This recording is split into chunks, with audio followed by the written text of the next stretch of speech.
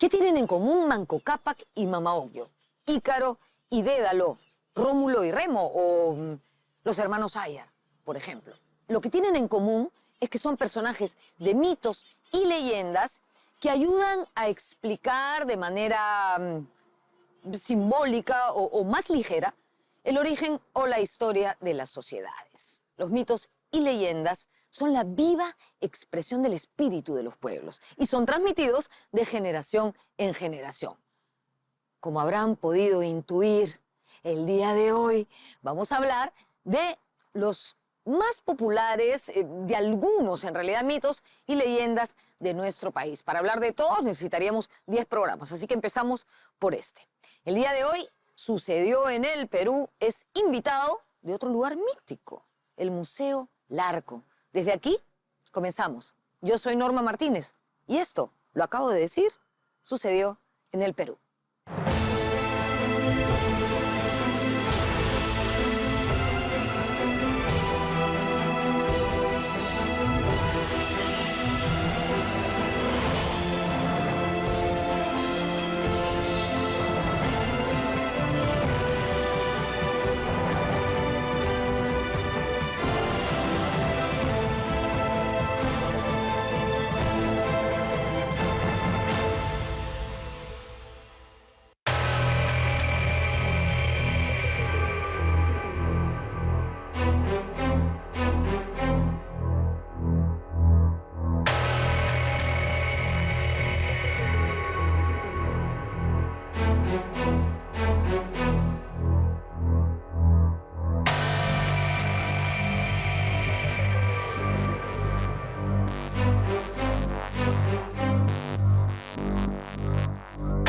Así como los griegos son universales, nosotros haríamos pues del Perú un mundo donde sea la cuna también de una mitología latinoamericana. Todos los peruanos y las peruanas tenemos absoluto derecho a apropiarnos de estas narrativas, ¿no? Y también recrearlas en el presente. Conocer nuestros mitos y leyendas es una forma más de amar al Perú.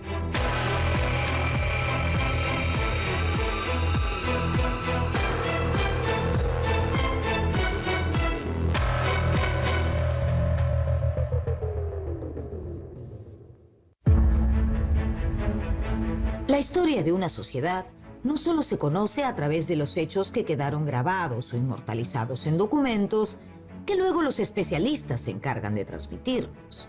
Para conocer la historia y la cultura de una sociedad, podemos recurrir a muchas fuentes. Una de ellas son los relatos fantásticos, mágicos y sorprendentes que se han transmitido a lo largo del tiempo de generación en generación. Los mitos, las leyendas y los cuentos populares no solamente son parte de la cultura, sino que es nuestra propia cultura, es la expresión, es lo que decía José María Arguedas, el verdadero espíritu de los pueblos. Y aportan conocimiento para conocer y comprender nuestro pasado, entender nuestro presente y construir nuestro futuro. Nos muestran la idiosincrasia pasada y cómo supervive a través del tiempo.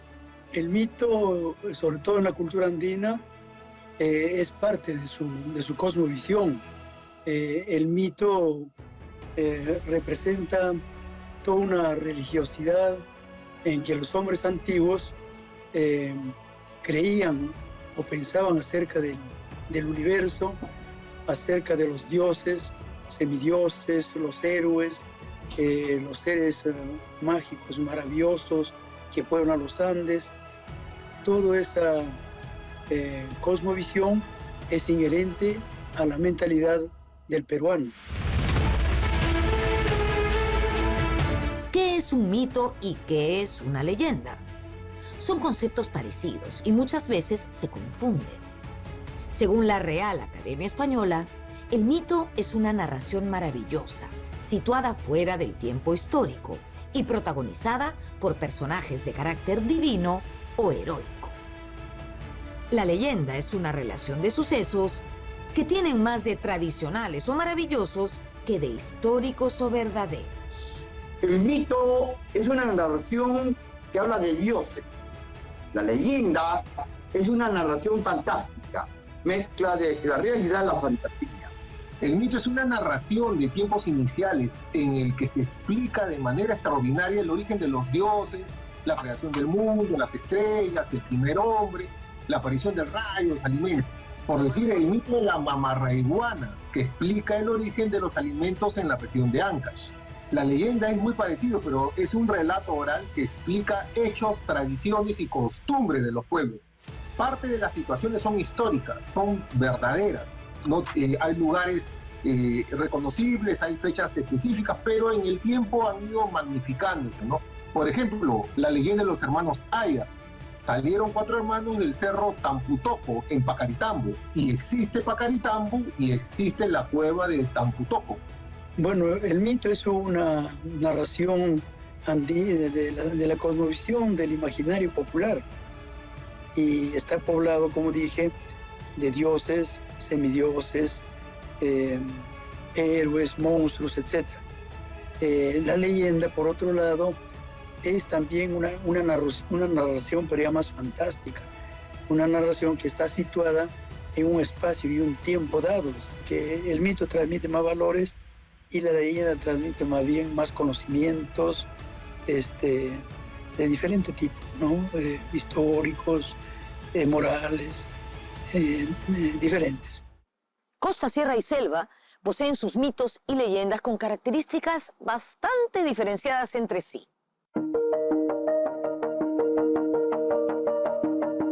El costeño es, por naturaleza, chispeante, jaranero, criollo, más cercano al litoral de la costa peruana. En cambio, el andino o el serrano de la sierra es más meditativo, profundo, sin embargo cuantioso, rico, mágico, folclórico y hasta ecuménico y mesiánico. La selva es realmente una cercanía con las tribus selváticas, que son numerosas, más de 60, nos permite un reencuentro con la naturaleza y el mundo cósmico y terrenal y mágico.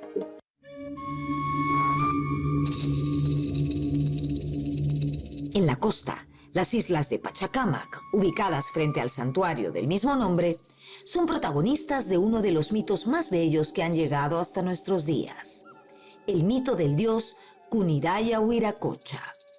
Kuniraya Huiracocha se enamora de Cahuillaca, una mujer que buscaba ser madre, y Kuniraya Huiracocha logra a través de procedimientos míticos dejar la huella de su simiente en Cahuillaca. Cuando el hijo de Cahuillaca nace, ella quiere y decide buscar al padre, y organiza una reunión, organiza un ágape, y ahí acuden todos los que querían ser los papás de esta criatura. Y Kuniraya Huiracocha asiste con harapos pobres, porque esa es la divinidad en general, ¿no? Tunupa aparece como dios mendigo. Es una particularidad muy profunda. Los dioses sean muy vinculados a los humanos, pero además tengan ropas que no son deslumbrantes. Entonces, el niño descubre que al acercarse a Kuniraya Huiracocha y reconocerlo como padre, Cahuillaca se desespera de saber que un padre de esa naturaleza pudiera ser, un ser de esa naturaleza pudiera ser el padre de su criatura, ¿no?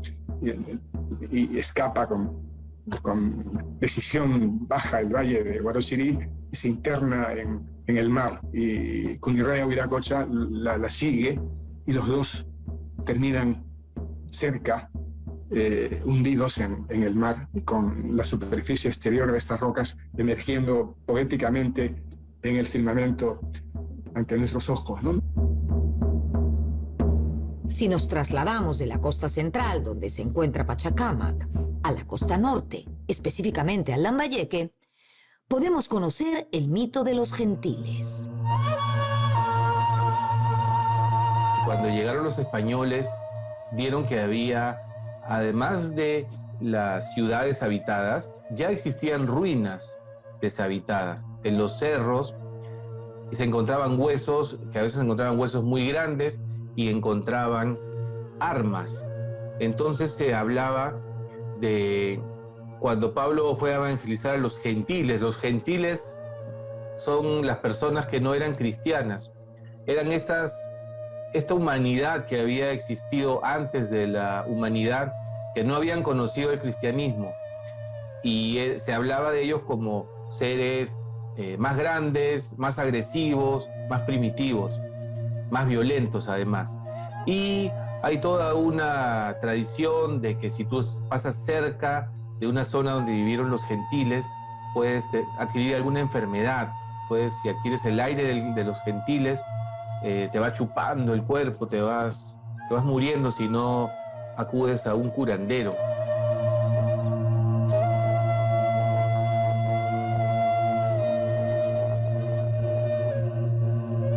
Otro famoso mito de la costa norte es el del carbunclo, del que surge el mito de los entierros. ¿Ese mito qué dice? Dice que cuando uno está en la naturaleza, en la noche, si ve la aparición de una misteriosa luz muy, muy brillante, así como un flash, esa luz indica que en ese lugar está enterrado un gran tesoro. El carbunclo es como una luz que se ve de repente en la noche en un campo donde no hay nada, ¿no? Y es parecido a los fuegos fatuos que se habla en Europa. Estas luces que se provocan también porque algunos gases de los metales que están enterrados salen a la atmósfera y generan una pequeña incandescencia que se va. Entonces las personas encuentran esas luces de noche, marcan el lugar donde ha sido y regresan al día siguiente a desenterrar, con ciertos cuidados, con ciertos ritos, y muchas veces encuentran algunos metales, de repente oro, en estos espacios. Se supone que todavía en el territorio hay estos guardaditos que son entierros de oro que se han perdido, ¿no?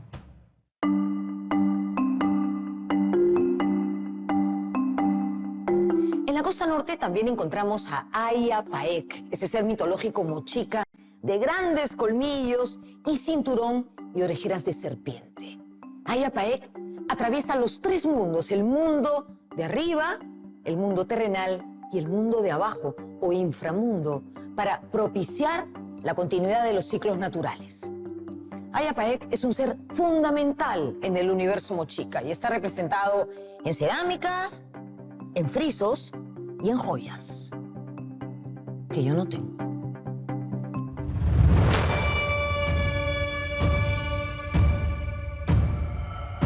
Ayapaec cumplía con las características de ser un personaje hacedor, ¿no? Que lleva a cabo muchas acciones. Es un personaje al cual uno lo puede encontrar representado en acciones con otros seres mayormente, ¿no? Estos otros seres son, hay como un conjunto de habitantes del mundo marino más bien, ¿no? Y como antagónicos, por así decirlo, a un personaje que es Ayapaec, que es más bien un personaje solar, ¿no? Que está caracterizado por sus colmillos de felino, por sus plumas en el tocado, ¿no? Que lo asocian a las aves, los colmillos al felino, un cinturón de serpientes que lo asocia también a su ascendencia materna vinculada a la tierra. Gracias a sus atributos, Ayapaec puede transitar por los tres mundos: el mundo terrenal, el mundo de arriba y el mundo de las profundidades o inframundo. Su objetivo parece ser una tarea mayor: recuperar el sol. Porque se ve en la iconografía que él se mete al inframundo, ¿no? Y para meterse al inframundo, obviamente tiene que pasar una serie de tareas, ¿no? Y nunca solo, tiene un par de acompañantes muy interesantes, tiene un perro y una lagartija, que son sus acompañantes fieles en estos tránsitos, ¿no? Como que el perro le anuncia los peligros, la lagartija de alguna manera carga una bolsa como que si de ahí fueran a salir algunas herramientas o elementos que él puede usar, ¿no? Y él atraviesa estos mundos hasta llegar al umbral más difícil de cruzar, que es finalmente el umbral de la muerte. En el umbral de la muerte, Ayapaec sostiene un cruento combate que lo lleva al mundo de abajo, o inframundo. Va a ser decapitado y, sin embargo, su tránsito al mundo de los ancestros va a ser, de alguna manera, recompensado, si lo podemos poner así, por aves que lo van a llevar a unas islas donde va a ser recibido por una chamana curandera que lo va a retejer. Esta figura para mí es la más linda de todas porque en realidad para recuperarlo a él lo retejen las arañas, ¿no? Y esto está muy en la línea de la importancia que tienen los textiles en el mundo andino. O sea, tu vida, la vida que un ser, que un cuerpo tiene, se da a partir de tener otra piel, otro cuerpo tejido, ¿no? Entonces lo reteje la chamana, recupera su potencia y es a partir de esta recuperación en el mundo ya de los ancestros que Ayapaec puede retornar, recuperando su poder viril, encontrarse con la madre tierra, fecundarla y volver a aparecer ya regenerado. Y esa regeneración es también correspondiente a una regeneración agrícola, ¿no? Ayapaec logra su cometido, recuperar el sol. De esta forma, elabora una suerte de ciclo solar. Porque hay escenas en la iconografía mochica en donde se le ve que él ayuda al dios solar a subir la escalera nuevamente a este mundo, pero él cumple con su misión, digamos, paterna, si queremos ponerla así, de permitir que el sol retorne e ilumine nuevamente a su sociedad. Y él asegura que los ciclos de regeneración puedan seguirse dando, ¿no? Entonces, es un ciclo completo, heroico, que también cumple con ciclos vitales de la vida, porque él va envejeciendo conforme va pasando por estas etapas, ¿no? Y todo esto está hecho sobre la reconstrucción de episodios vistos en la cerámica. Él también combate con venados, él también sube a la montaña y hace una ofrenda de coca. Yo creo que lo que hay que enfatizar es que es un personaje que cumple con lo que es un ciclo heroico. Si quieres saber más, no te muevas, ya regresamos.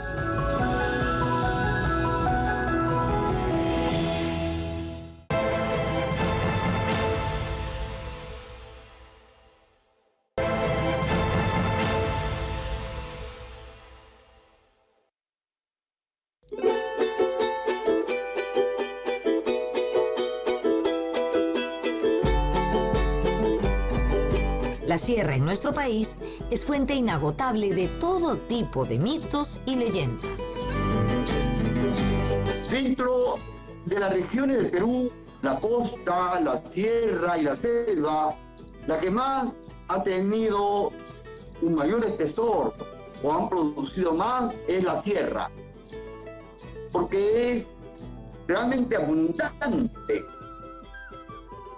Y esto constituye una manifestación de riqueza realmente asombrosa. Porque la sierra mantiene esta visión, porque rescata dioses, ídolos, la historia incaica y los pueblos, las parcialidades, las comunidades.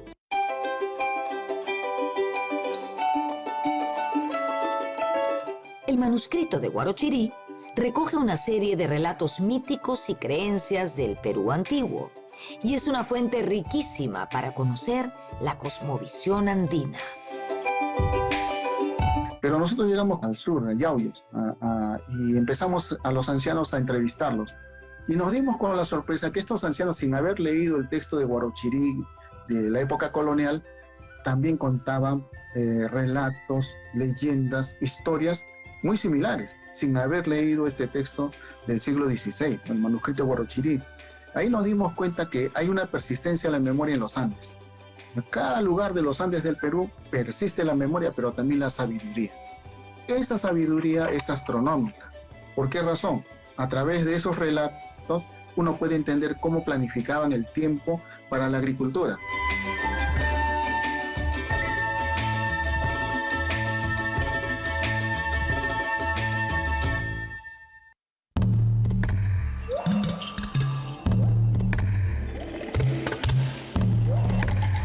Nuestra selva no solo es exuberante en paisajes, sino también en relatos mágicos, mitos y leyendas. Hasta ahora muy poco se ha recogido, porque hay que pensar que son, no sé, cerca de 60 etnias las que pueblan el mundo amazónico, y cada una con su propia cosmovisión. Cada uno tiene sus propios mundos que revelar, sus mundos míticos. Si sumamos toda esa mitología de los boras, de los arashánicas, de los aguarunas, de los shipibos, es abundante. Entonces, la selva es, digamos, nuestro semillero de mitos. La mitología de la selva es, como decía Gabriel García Márquez, un acercamiento con el realismo maravilloso de animales, junglas, pájaros, aves, ríos realmente grandiosos y peligrosos. La selva nos transfiere un mundo cósmico, terrenal, de bestiario fabuloso y de realidad que identifica con el río, con el hombre amazónico. Dos de las leyendas más conocidas de la Amazonía peruana son la del Chuyachaki y la del Tunche. Vamos a empezar hablando del Chuyachaki. La palabra Chuyachaki tiene origen quechua. Chuya significa desigual y chaki, pie. El Chuyachaki es un ser endemoniado de la Amazonía que, entre otros poderes, tiene el de imitar la apariencia de un amigo o pariente de su víctima, y así la invita a dar un paseo en el que se van internando en la espesura de la selva, y una vez allí abandona a su víctima para que sufra de una muerte lenta. Mientras camina, el Chuyachaki va dejando dos huellas diferentes, una de humano y otra de animal. Por eso se le conoce como el duende de los pies desiguales.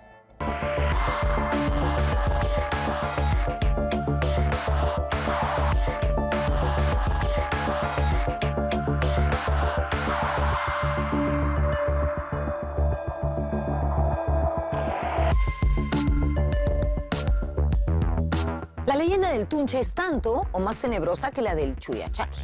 El Tunche es un espíritu maligno que vaga por la selva a la espera de sus víctimas. Se caracteriza por su macabro silbido del que es imposible escapar y que anuncia la muerte de quien lo escucha.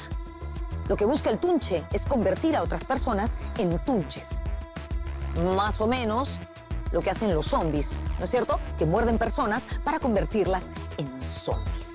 La terrorífica imagen del Tunche es el reflejo de quien en vida fue un hombre malvado y cruel.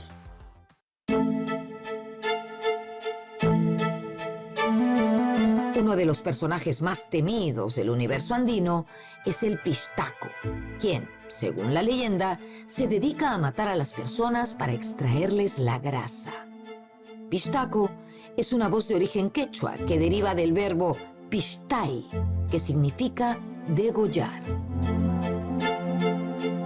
En principio, la grasa para el mundo, para el pensamiento indio, es el alma, es la representación del alma.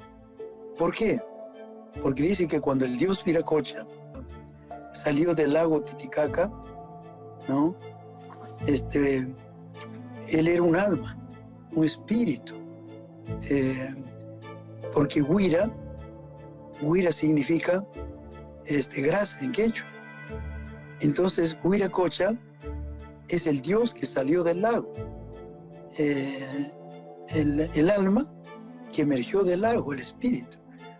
Por eso que cuando un Pishtaco mata a una persona, a un caminante pobre o un indígena, lo que le saca no es la grasa, le saca el alma. Porque ese Pishtaco está representado por un blanco que generalmente es un latifundista, un hombre que tiene muchas tierras y a veces explota pues al indígena en el trabajo. O puede ser un dueño un dueño de minas, puede ser también un pistaco. Seguramente casi todos hemos leído o escuchado las leyendas acerca del origen del Tahuantinsuyo o el mito de Nailam. Ambas corresponden a zonas geográficas diferentes. Las primeras son del Ande, mientras que el mito de Nailam es de la costa. Sin embargo, todas hablan del origen de una civilización. Todos los cronistas narran respuestas míticas, ¿no? Cuando les preguntan sobre el origen del imperio del Tahuantinsuyo, las respuestas son, en todos los casos, en todos los cronistas, la misma, ¿no? Se fundó porque dos hombres, dos seres humanos, un hombre y una mujer, emergieron del lago Titicaca, o 4 hermanos emergieron de las cuevas de Tambomachay, cerca al Cusco, y caminaron hacia el valle de Vilcanota a fundar la ciudad. Es decir, no decían, bueno, Manco Cápac y Mama Ogllo en 1300 salieron de tal lugar y se fueron por tal sitio, luego decidieron fundar, hicieron alianzas y confederaciones con los habitantes del valle. No lo hicieron de esa manera. Tenían esta configuración mítica, ¿no? Un cronista, Miguel Cabello de Balboa, en 1586, es quien nos recoge, ¿no? Recupera la leyenda de Nailam, de cómo este gran señor llegó desde el mar con un gran séquito de seguidores y trajo un ídolo de llave que se llamaba Yampeyek, que en el idioma mochic significa a imagen y semejanza de Nailam, era su estatua, y lo colocó en el sitio arqueológico de Chot. Llegó a viejo y se transformó en ave, le brotaron alas y se fue en busca del dios Sol, padre, y sus hijos fueron los que formaron los grandes señoríos mochicas, ¿no? Hasta la llegada ya de la alianza hispano-ñan. Al regresar, el papel de José María Arguedas como compilador de leyendas y mitos peruanos.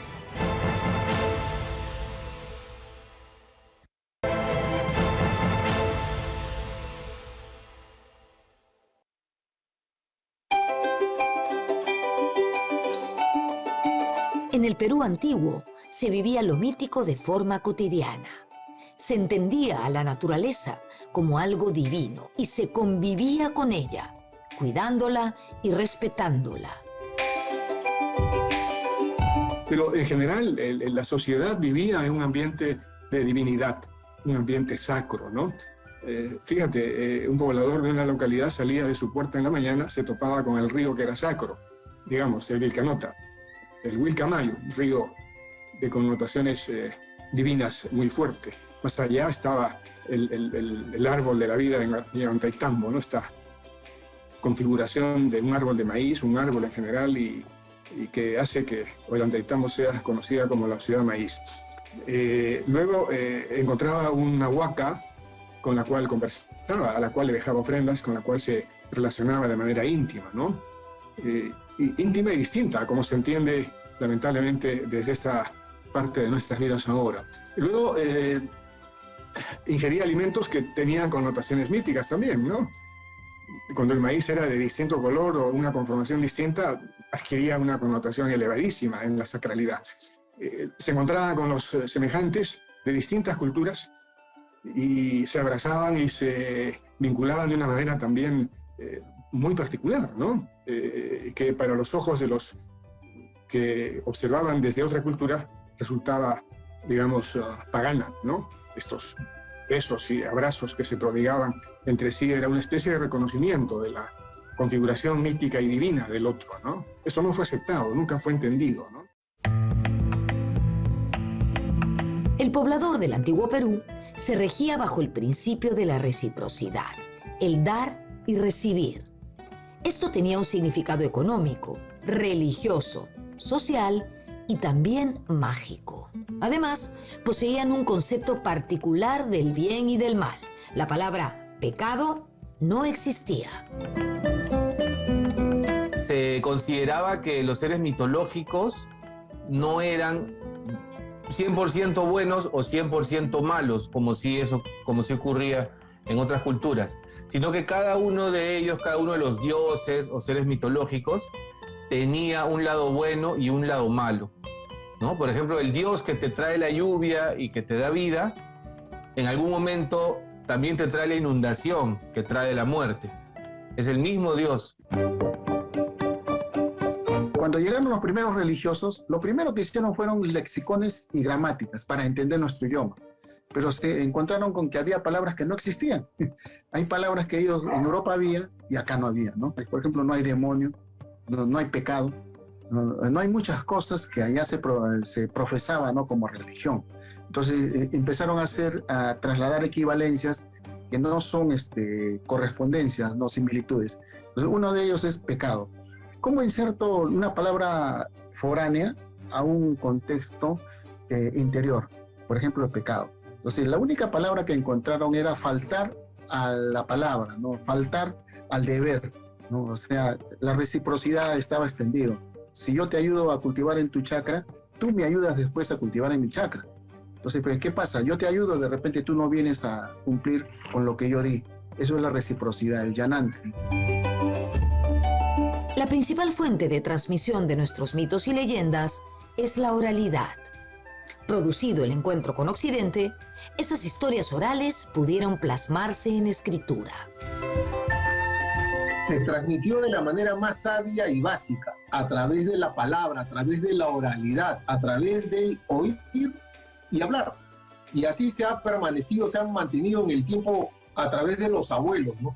Decían que nuestra sociedad era ágrafa, es decir, no tenía lenguaje, escritura, pero sin embargo los tocapos, los quipus, las cerámicas han compartido estas historias. Y en el tiempo antiguo, en el incanato, el pariscapvilla era la persona encargada sabia que mantenía en la memoria la oralidad, compartía los hechos históricos, los sucesos maravillosos, las leyendas, las fábulas, los mitos. Era una persona muy especial y considerada. Pero la fuente escrita no es la única. Muchos de los objetos dejados por los antiguos peruanos, como las imágenes de los huacos, por ejemplo, constituían una especie de escritura que aún estamos descubriendo. Existen muchísimas personas que han trabajado en la recopilación de mitos, leyendas y cuentos peruanos. La lista es verdaderamente inmensa. Entre estas personas podemos destacar, por ejemplo, a José María Arguedas, o antes que él, al cronista mestizo Inca Garcilaso de la Vega. Sí, el Inca Garcilaso lo recogió, sobre todo a él le debemos esas dos, ¿no? La leyenda de los hermanos Ayer, por ejemplo, ¿no? Eso del origen de la lluvia, que es también otro mito muy interesante que recogió Garcilaso de la Vega. Eso era más o menos que una joven vivía en los cielos, y una vez cuando estaba caminando, llevando un cántaro de agua, de pronto tropezó y el agua se derramó, y eso produjo la lluvia. Hay figuras preponderantes, fundamentales en la recuperación de la oralidad, ¿no? En la recopilación de historias. Uno de los libros fundamentales es Dioses y Hombres de Guarochirí, que lo escribió el extirpador de idolatría Francisco de Ávila por el año 1598, pero que en el año 1966 José María Arguedas lo tradujo del quechua al castellano. Y otra figura importante en la recuperación de mitos es el maestro José César Toro Montalvo, ¿no? Que tiene una gran producción de libros sobre oralidad de costa, sierra y selva, ¿no? Óscar Espinar Latorre también trabajó, incursionó en mitos y leyendas. Arturo Jiménez Borja, académico, él ha sido un gran recopilador, un gran estudioso, ¿no? Del folclore, de los mitos, leyendas de todo el Perú. Marcos Yaui hizo lo propio en la zona de Ancash. El mestizaje que se produjo con la llegada de los españoles alcanzó también a las tradiciones orales de los pueblos del antiguo Perú. Hay muchos mitos, muchas leyendas que son mestizas. Por ejemplo, en el Valle de Nepeña se cuenta de Cacaramac, un semidios que logró irse al Olimpo, al Olimpo andino, a pedir a los dioses o a robar el fuego del sol. A raíz de eso, él fue castigado y encadenado en la cordillera, en la cordillera negra. Y allí bajaba un cóndor a destrozarle las entrañas como castigo. Era el mito de Prometeo, pero trasladado a los Andes. De hecho, se incorporaron elementos foráneos, no elementos españoles, y eso es un fenómeno del sincretismo, es un choque de culturas. Las culturas se encuentran, pero la que tiene mayor fuerza domina y impone, ¿no? Introduce sus elementos. A ver, por decir, la diablada, ¿no? O el muqui, ¿no? El duende, el anchancho, el muqui, el apiñuño antiguo. A la llegada de los españoles, el muqui, como estaba al interior de la montaña, fue asociado con el mundo inferior, que los locales llamaban Ucupacha, pero para ellos era el infierno. Y el muqui, de ser un geniecillo que a veces era bueno, a veces era malo, que era travieso, pasó a ser un ser demoníaco y empezaron a representarlo ya con cachitos, ¿no?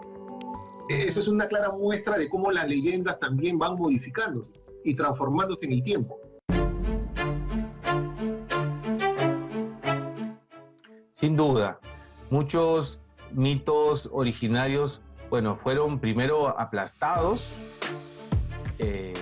censurados, digamos, limitados, pero algunos han sobrevivido a través del mestizaje, mezclando con las costumbres y con las historias que trajeron los propios españoles. Tenemos, por ejemplo, el Supay, que era el dios o el amo y señor del Ucupacha, del mundo interior, que no es el infierno, el mundo de abajo, donde se entierran a los muertos, pero también donde germinan las semillas. El concepto era muy distinto, pero para los españoles entendieron que ese era el infierno y entonces el Supay era el demonio, y entonces la gente hoy en día habla del Supay como el diablo, cosa que no era originalmente. Así hay una serie de mitos y leyendas que se han fusionado y hasta cuentos populares como el de Juan Osito. Juan Osito es un cuento español, en realidad es europeo y creo que más que europeo abarca hasta el Asia, el cuento del hombre oso, pero que acá en el Perú ha sido pues muy bien adaptado según las regiones.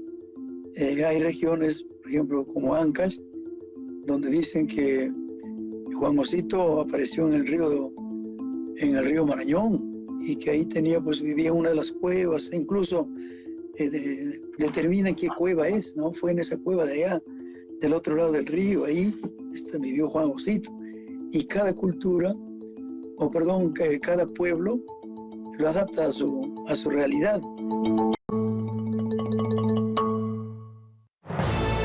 Regresamos con lo último del programa.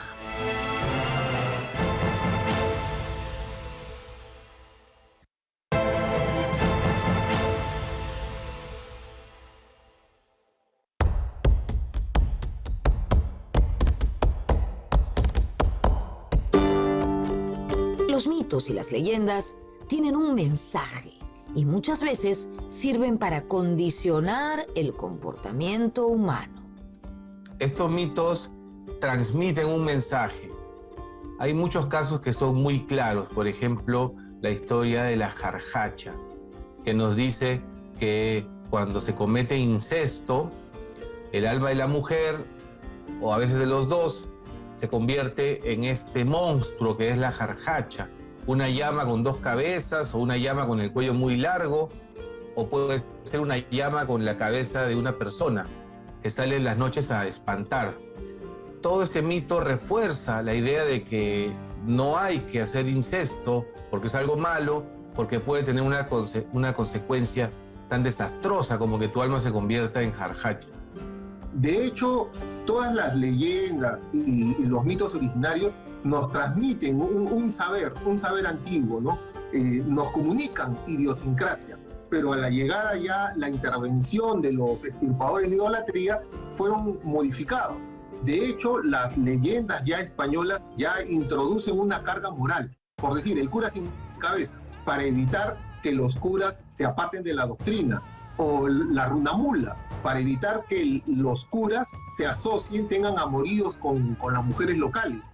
O la llorona, que está desde México hasta la Patagonia Argentina, con el claro afán de evitar que las mujeres se deshagan de sus hijos. El mito de la chiqué, ¿no? Una bruja que sale acá a capturar niños para luego alimentarse con sus restos. Eso da lugar a que los padres tengan cuidado de no dejar a sus niños que se vayan muy lejos de la casa, porque por ahí puede estar rondando la chiqué, o mitos como la jarjacha. La jarjacha, una llama de 2 cabezas que vaga por lugares muy escabrosos, mordiéndose el cuerpo, porque tiene una sarna que le carcome. Pero es el castigo a los adúlteros, a quienes viven entre padres y hijos, entre hermanos. O el mito de la ayauma, la cabeza voladora, una mujer que comete, que vive con su compadre o su comadre, ¿no? En el caso de un ayauma hombre, en la noche cuando duerme, su cabeza se desprende y sale a buscar agua porque siente una sed terrible, una sed que la mata, y busca agua por donde quiera que haya. A veces bebe el agua de los charcos. Si alguien lo ve, le suplica, le dice, por favor no digas que sí, que me has visto. Cuando vayas, te voy a pagar con papitas, con oquitas que ahí tengo. Entonces, así hay muchos mitos que tienen, pues, son moralizadores, como la runa mula. Una mujer que vive con un cura se convierte de pronto en una mula diabólica, en una mula que carga al diablo. Entonces, las muchachas tienen miedo y dicen, no, yo no voy a hacer caso de los flirts amorosos de los curas, ¿no?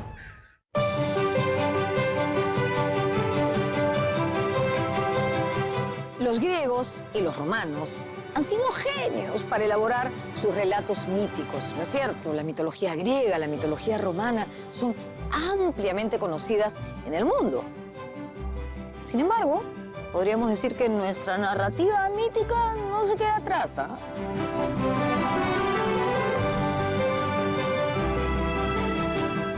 Yo realmente me pregunto por qué no se difunde tanto la mitología peruana y se conoce más, por qué se estudia en los colegios la mitología griega y la peruana es dejada de lado, como que fuera un saber menos importante. Pero hay una respuesta. La mitología peruana sí ha venido siendo difundida a través de libros. La mitología occidental o la mitología griega es difundida no solo en libros, sino también en las historias, en las películas, en el cine. Entonces, ¿qué es lo que la gente más conoce? ¿El cine o los libros? Creo que es un tema de medios. ¿Por qué es más conocida la europea y la griega? Porque es difundida por medios más masivos. Es porque nos falta un Tolkien, nos falta un Homero, nos falta un Ovidio, nos falta un Luciano de Samosata, grandes escritores que le han dado relevancia a esos mitos. Y nosotros todavía no hay eso, apenas sí se vislumbra un poco ya. Arguedas, por ejemplo, fue uno quizás que lo ha llevado a la ficción de mejor manera. Los mitos y leyendas de una región son parte fundamental del imaginario colectivo de la sociedad y forman, por supuesto, parte de nuestro patrimonio inmaterial. Yo creo que es muy importante para conocernos, para querernos, saber quiénes somos, enseñar esta mitología, pero enseñarla como lo que es, ¿no? Por un lado, es muy bonito hablar de estas figuras mitológicas y este pensamiento mágico, y por otro lado, conocer la explicación de estos mitos, que no se quede solamente en la anécdota de qué cosa es lo que se cuenta la gente. No solamente es importante, sino es fundamental involucrarse en el conocimiento de nuestros mitos y leyendas porque transmite mucho conocimiento milenario, ancestral, para entender quiénes hemos sido, ¿no? Lo que somos y cómo llegaremos a futuro a formar una identidad a través del conocimiento de nuestras historias primogenias, nuestras historias iniciales. Es muy rico y variado el hecho de ser peruano, y nuestras leyendas y nuestros mitos es lo que mejor define nuestra peruanidad. Es nuestro bagaje cultural, nuestro folclore, es el patrimonio que nos han heredado los abuelos y los poseedores de saberes ancestrales.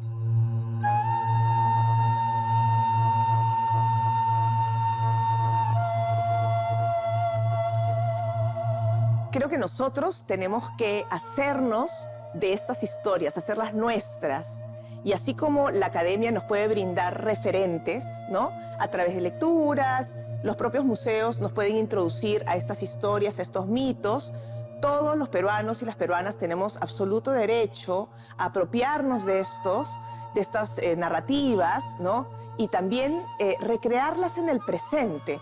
O sea, esto tiene que entrar a nuestra cultura popular, porque si no entra a nuestra cultura popular, no va a sobrevivir, ¿no? Ya en otras partes del mundo hemos visto cómo los héroes o los personajes griegos, ¿no? Han entrado, por ejemplo, a la cultura pop de los cómics, etcétera. Y claro, se va a tergiversar, van a cambiar, pero siguen sobreviviendo. Yo soy una persona que creo que la academia es rigurosa, la academia tiene sus espacios donde transmitir su información, ya sea en artículos, ya sea en publicaciones, ya sea en documentales, pero mientras los jóvenes, los niños, la escuela, ¿no? recupere todo esto para que sea inspiración en el presente para las industrias culturales, por ejemplo, es ahí cuando nuestras culturas van a realmente cumplir su función de ser poderosas culturas que fomentan el desarrollo también económico de un país. Entonces, nos tenemos que apropiar y sentir que tenemos la libertad para la recreación de todo esto.